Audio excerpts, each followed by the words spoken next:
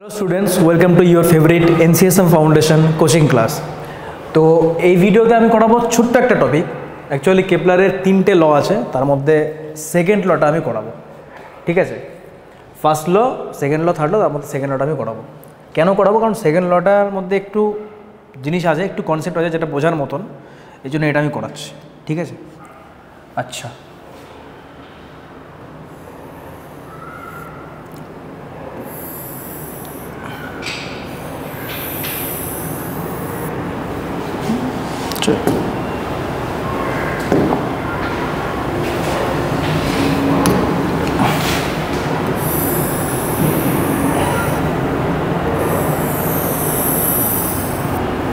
আচ্ছা, অরবিট টাইপের।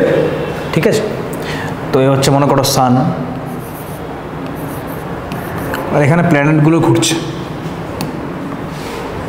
এই হচ্ছে প্ল্যানেট। ঠিক আছে, আচ্ছা। তো এখানে আমি কী করছি, ফার্স্টে এটা হচ্ছে প্ল্যানেটের মনে করো ইনিশিয়াল পজিশন, আর সান থেকে প্ল্যানেট পর্যন্ত এটা হচ্ছে পজিশন ভেক্টর। তো এটাকে আমি ডিনোট করছি আর ভেক্টরের সাহায্যে। ঠিক আছে, তো মনে করো এই প্ল্যানেটটাই এইভাবে ঘুরছে, এই ডিরেকশানে ঘুরছে। এই প্ল্যানেটটা মনে করো ডেল টি টাইমে এই পয়েন্টে পৌঁছলো।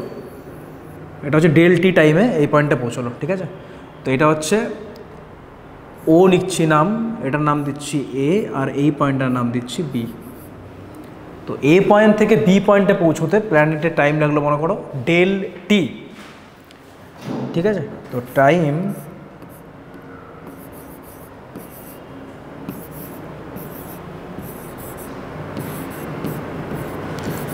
required to go B from A time লাগলো মনে করো ডেল টি। ওকে, আর এই এ থেকে বি পর্যন্ত যেটা, সেটা ধরো একটা ডিসপ্লেসমেন্ট। তো এই ডিসপ্লেসমেন্টটা মনে করো ডেল আর ভেক্টর। ঠিক আছে, মানে এই ডেল টি টাইমটা খুব কম, আর এ থেকে বি যেটা হচ্ছে সেটা মনে করো একটা স্ট্রেট লাইন, মানে ডিসপ্লেসমেন্ট। তো এটা হচ্ছে কত, ডেল আর ভেক্টর। তো এখানে এই ভেক্টরটা হচ্ছে ডেল আর ভেক্টর।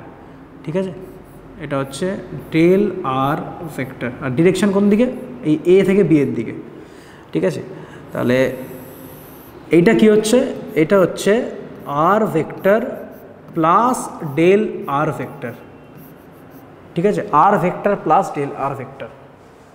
ওকে, তো এখন আমরা কি করব, এখন আমরা এইটার এই যে পুরো জিনিসটা তৈরি হলো ও এ বি, এটা তো একটা ট্রায়াঙ্গেল শেপের তৈরি হয়েছে না, তো এর আমরা এরিয়া বের করব।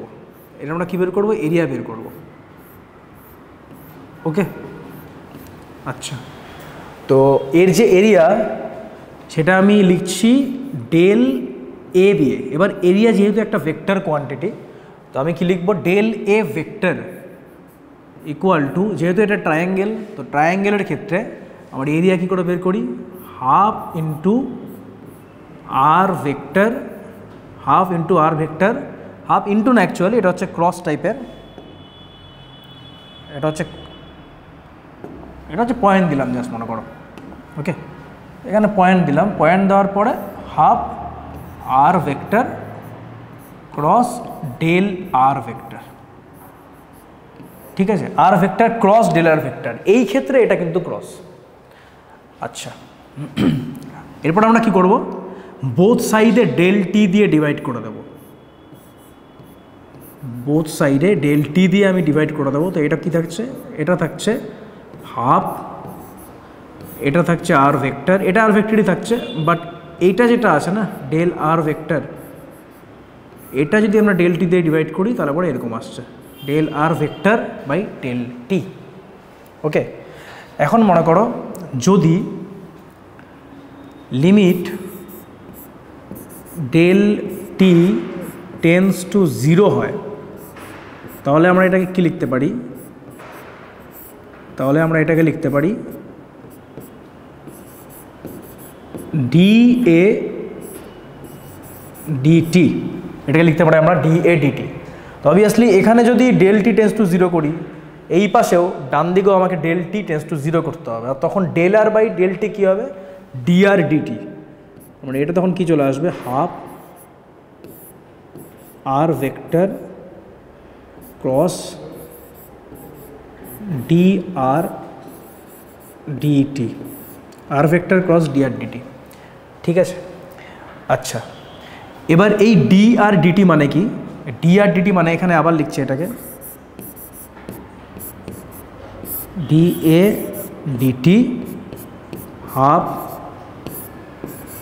আর ভেক্টর ক্রস, এই ডি আর ডিটি মানে হচ্ছে ভি ভেক্টর, কি এটা মানে হচ্ছে ভি ভেক্টর।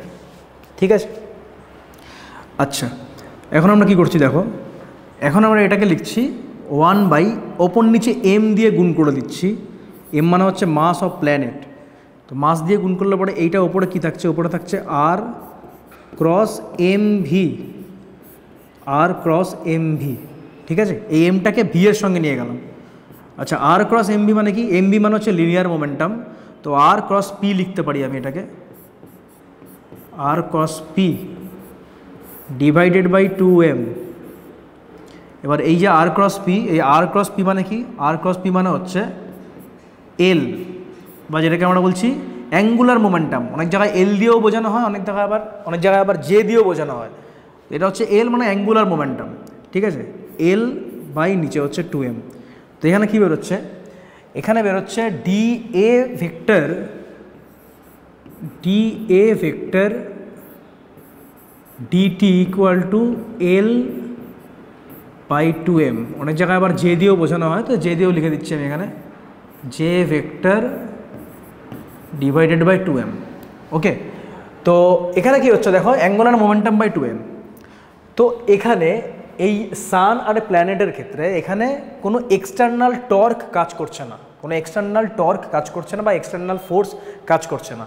তো যেহেতু এখানে এই ক্ষেত্রে এক্সটার্নাল ফোর্স 0, আবার এক্সটার্নাল যে টর্ক সেটাও 0, তো এখানে যে অ্যাঙ্গুলার মোমেন্টাম মানে যে, এই যেটা কি থাকবে, কনজার্ভ থাকবে, অ্যাঙ্গুলার মোমেন্টাম কনজার্ভ থাকবে।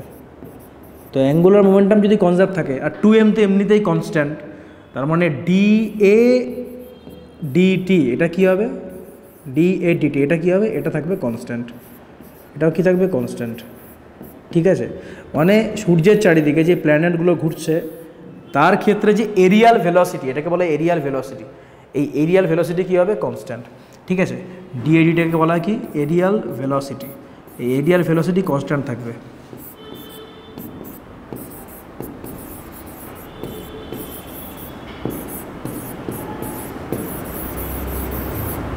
এরিয়াল ভেলোসিটি কনস্ট্যান্ট, তার মানে যদি এই প্ল্যানেটটাই t1 টাইমে a1 এরিয়া কভার করে আর t2 টাইমে a2 এরিয়া কভার করে, তাহলে আমরা বলতে পারি a1 by t1 equal to a2 by t2। Okay, a2 by t2 এরকম করে বলতে পারি। মানে এই যে এরিয়াটা না, এই এরিয়াটাকে বলা হচ্ছে সুইপ এরিয়া, এরিয়াটাও সুইপ করছে। ঠিক আছে, তো এই হচ্ছে কেপলারের সেকেন্ড ল। এই ভিডিওতে আমরা কেপলারের সেকেন্ড ল দিয়েই শেষ করছি। ঠিক আছে, so thank you so much, thank you very much for watching this video.